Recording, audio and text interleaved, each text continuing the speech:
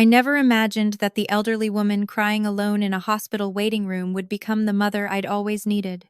I never imagined that 7 years later, she'd walk me down the aisle while my biological parents watched from the parking lot, finally understanding what they'd thrown away. My phone rang at 11:47 p.m. on the night before my 30th birthday. I was in my apartment in Seattle, already in bed, when I saw Mom flash across the screen. My heart jumped. Maybe they remembered. Maybe this year would be different. "Hello? Meredith." My mother's voice was tight, controlled. I could hear my father's news program in the background. "We need to talk about tomorrow." Tomorrow. My birthday. The big 3-0. I'd mentioned it 3 weeks ago during our monthly obligatory phone call. "What about tomorrow?" "We won't be able to make it to Seattle. Your sister needs us here." I sat up, pulling my knees to my chest. "What do you mean? I told you about my birthday dinner weeks ago." "Meredith, don't be dramatic. Vanessa has her gallery opening tomorrow night. Her first solo exhibition. This is huge for her career." My sister. Of course. Vanessa, the artist, the golden child.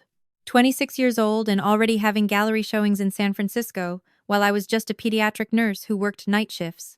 "Mom, it's my 30th birthday. I only turned 30 once. And Vanessa only gets one first gallery opening.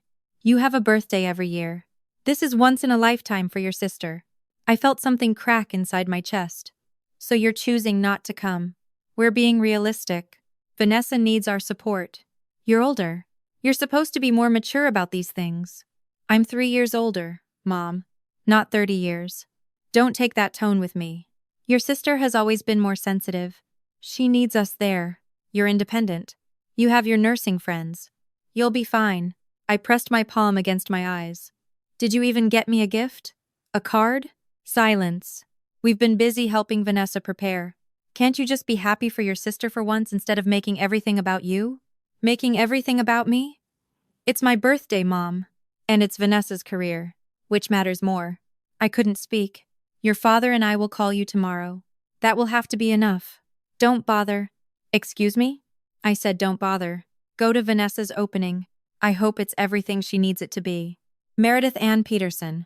I don't appreciate your attitude. And I don't appreciate being second choice for 30 years. I hung up before she could respond. Then I did something I hadn't done since I was 16. I cried about my parents not wanting me. The next morning, I canceled the restaurant reservation for 4. I went to work. I smiled at my patients. At 2 p.m., my phone buzzed. A text from my mother. "Happy 30th birthday. Love you." 7 words. My father didn't text at all. At 6 p.m., when my friend Jessica asked about birthday drinks, I declined. "I just need some quiet time." I drove to Cary Park instead. It was a clear November evening, and the Space Needle glowed against the darkening sky. I sat on a bench and tried to figure out when exactly I'd become so disposable to my own family. It had always been this way. Vanessa was born when I was 3, and from that moment, I became background noise. Vanessa was artistic, temperamental, passionate. I was practical, steady, boring. In high school, my parents missed my National Honor Society induction because Vanessa had an art show at her middle school. When I got accepted to nursing school, they said, "That's nice," and spent an hour talking about Vanessa's art program. My phone rang. For one desperate second, I thought it might be my mother saying they'd changed their minds. It was Vanessa. "Meredith. Oh my God, you have to see this gallery. It's packed. Mom and Dad brought like 15 friends. There's even a buyer interested in 3 pieces."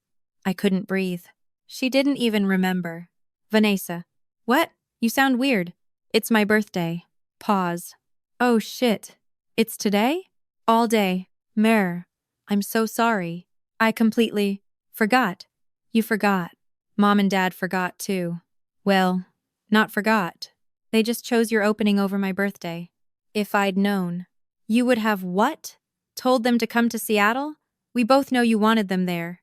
"Of course I wanted them at my opening, but not at the cost of your birthday. You never do anything on purpose. Things just work out for you. They always have." "What's that supposed to mean?" "It means I'm tired, Vanessa. I'm tired of being the responsible one, the boring one, the one who doesn't need attention. I'm tired of watching you get everything while I get nothing." "That's not fair." I can't help that I'm an artist and you're a nurse. Enjoy your opening, Vanessa. I hope you sell every piece. I hung up, turned off my phone, sat in the cold Seattle evening, and watched the city lights come on. Around 8 p.m., I got hungry. There was a small diner near the park. I went inside, sat at the counter, and ordered coffee and pie. The waitress set down my slice of cherry pie. Anything else, hun? Could you stick a candle in this? It's my birthday. Her face softened. Oh, sweetheart. Eating birthday pie alone? That's not right. She disappeared and returned with 3 candles. She lit them. Make a wish, honey. A real one. Something just for you. I looked at the candles. At 30 years of being second best, I wished my family would realize what they were missing. I blew out the candles. The bell above the door chimed. An elderly couple walked in, the woman leaning on the man's arm, both wearing nice clothes. But the woman's eyes were red, and she was crying. They sat in the booth behind me. Eleanor, please eat something. You need your strength. I can't, Robert. Not today. Not on her birthday. My spine straightened. Her birthday. She would want you to eat. She'd be angry if she knew you were skipping meals. Our daughter is dead, Robert. And it's her 30th birthday. And we can't call her. We can't see her. She's just gone. I turned before I could stop myself. The woman was holding a tissue to her face. I'm so sorry, I said. I didn't mean to overhear, but I'm sorry for your loss. The woman looked at me with devastated eyes. Thank you, dear. It's been 2 years, but birthdays are hard. Today would have been her 30th. My breath caught. Today's my 30th birthday, too. Something passed between us. The woman's face crumpled. Oh, honey, are you here alone? My family couldn't make it. They had something more important. The man looked horrified. More important than your 30th birthday? My sister's art gallery opening. The woman let out a small, wounded sound. They chose that over you? I shrugged. It's fine. I'm used to it. It's not fine. The woman stood and slid into the seat next to me at the counter. What's your name, sweetheart? Meredith. Meredith Peterson.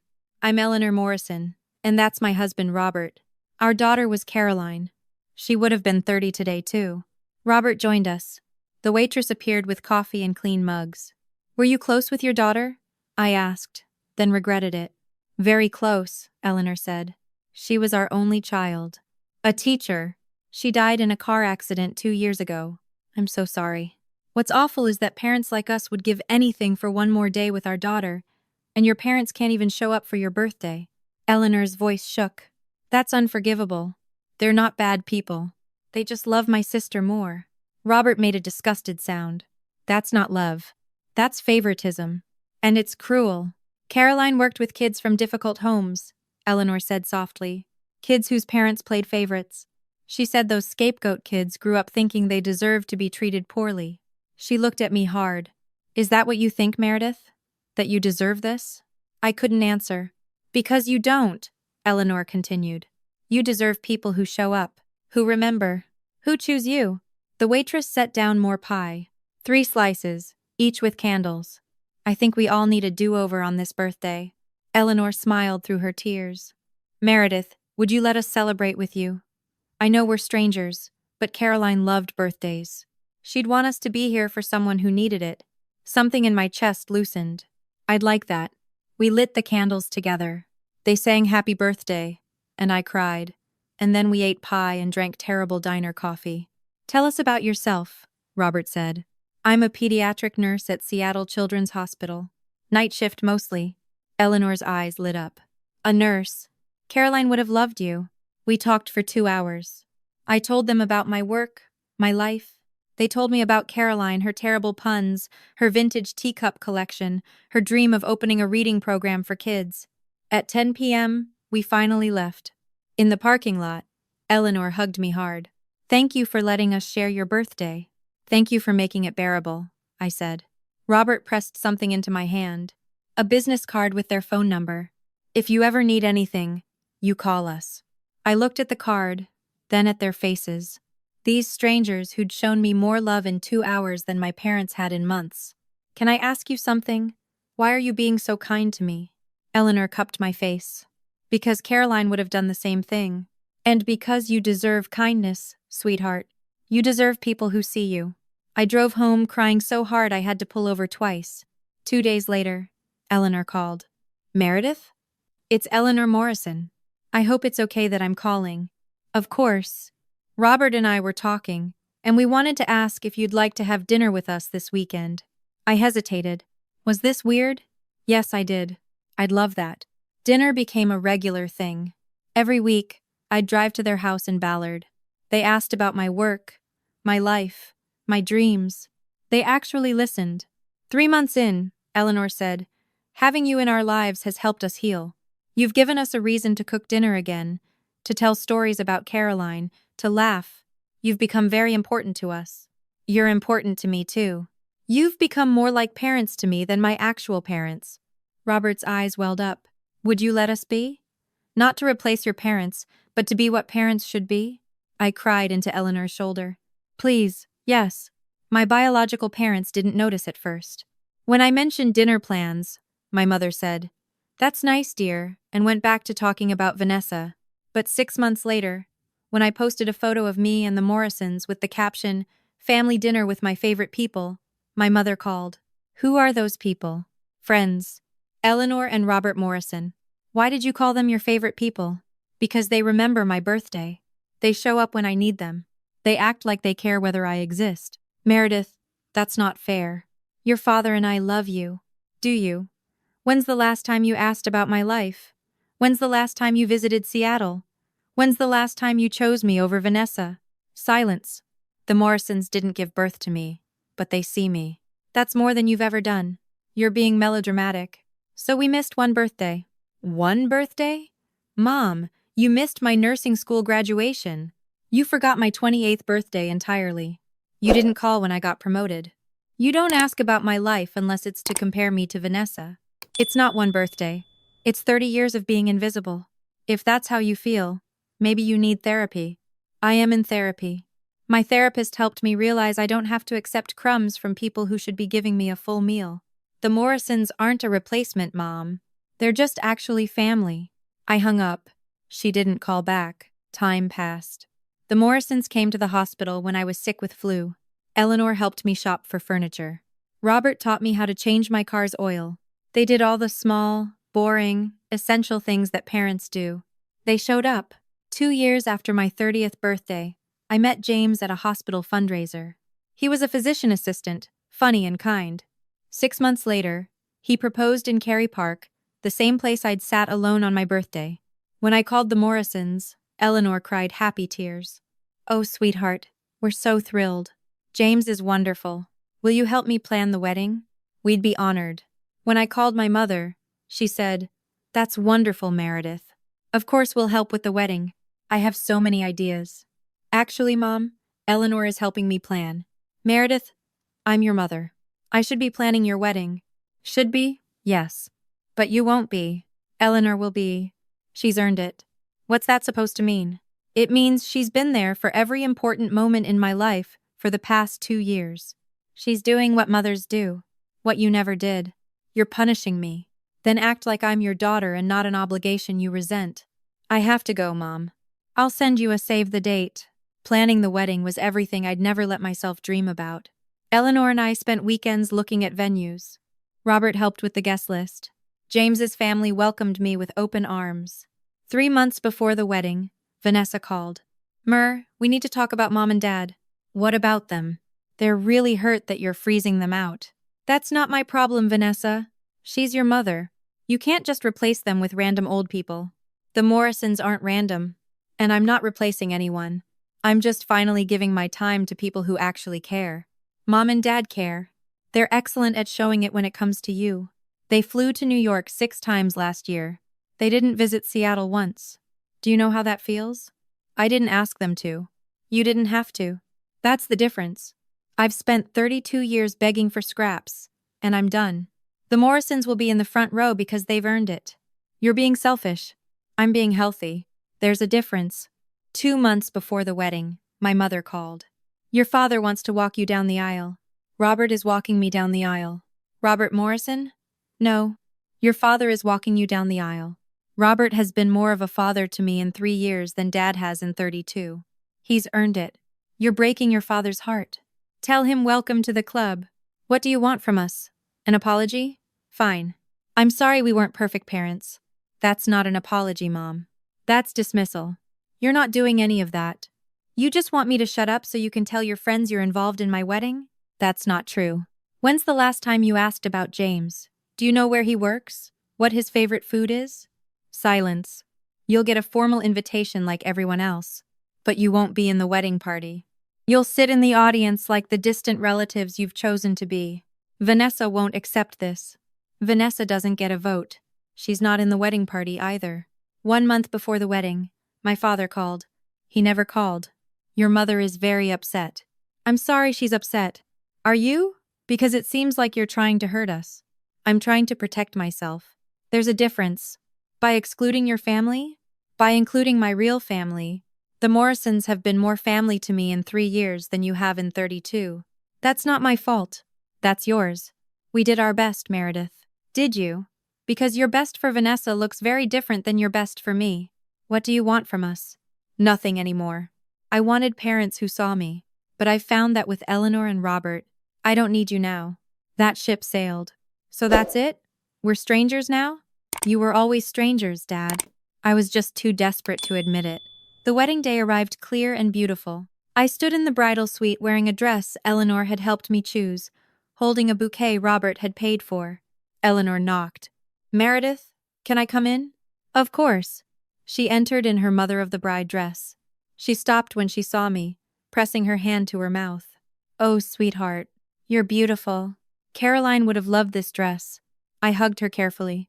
Thank you for everything, Eleanor. For being my mom when I needed one. Thank you for letting us love you.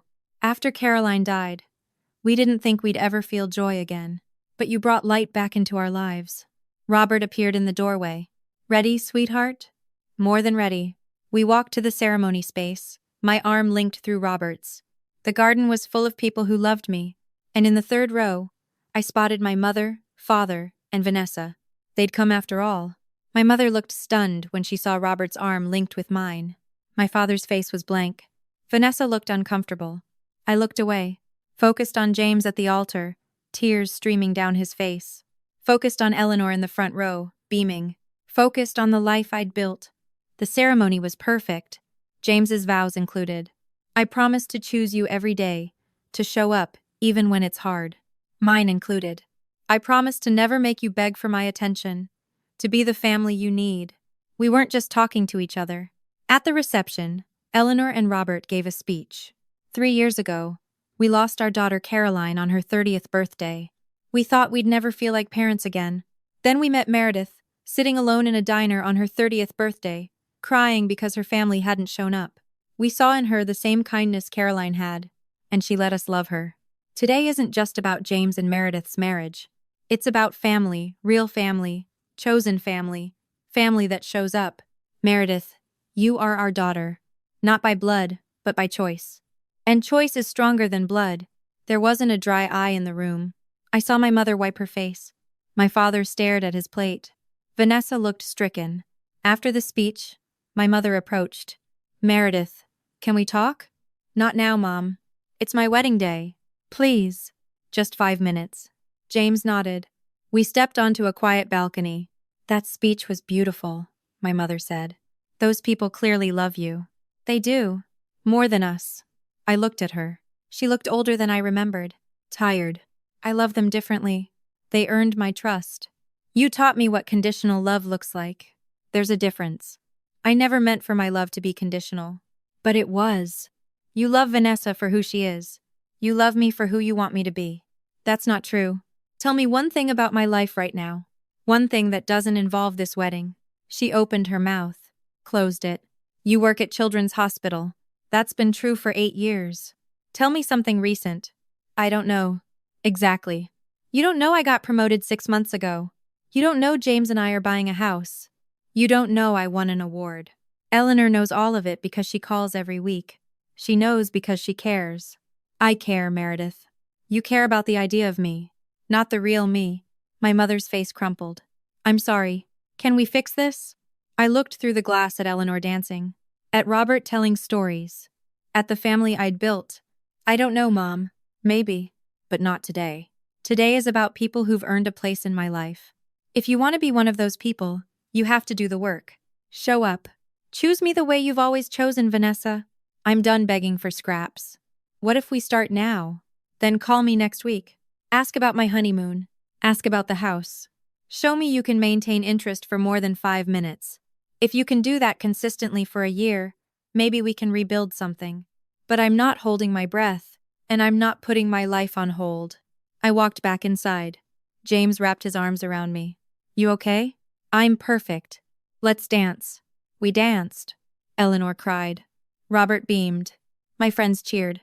Vanessa watched from her table, looking lost. My parents stood near the exit. I didn't care. For the first time, I wasn't performing for approval. I was just being happy. Later, as we were leaving, Eleanor hugged me. I'm so proud of you, sweetheart. Not just for today, but for choosing yourself. That takes courage. You taught me that. You showed me what love is supposed to look like. And you reminded us why we became parents. The joy of it. Thank you for that gift. As James and I drove away, I looked back. My mother was standing in the parking lot, watching us disappear. She looked small, alone. I felt a twinge of sadness, but not guilt.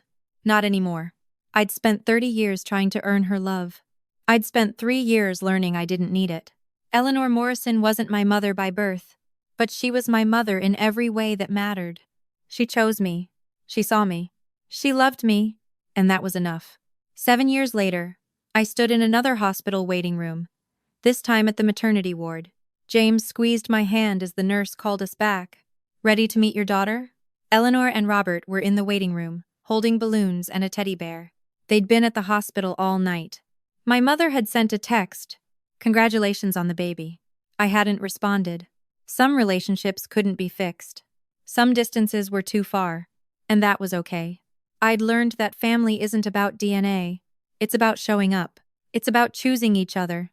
It's about being seen, being valued, being loved for exactly who you are. As I held my daughter for the first time, I made her a promise. You will always be chosen. You will always be seen. You will always be enough, exactly as you are. Eleanor appeared in the doorway, tears streaming. Oh, Meredith. She's perfect. Want to meet your granddaughter, Mom? Eleanor's face lit up. I'd love nothing more. She took my daughter with practiced ease, swaying gently. Robert wrapped his arms around them. My chosen family. My real family. My phone buzzed. A text from my mother. What did you name her? I looked at Eleanor, holding my daughter like she was made of starlight. At Robert, already telling grandpa jokes. At James, watching with wonder. I typed back. Caroline Eleanor James Peterson. After the people who taught me what family really means, I didn't wait for a response. I turned off my phone and focused on the moment. On the people who'd earned their place in this room. On the family I'd chosen and who'd chosen me right back. Some people spend their whole lives trying to earn love from people who won't give it. I'd spent 7 years learning to accept love from people who already had it waiting. And that made all the difference.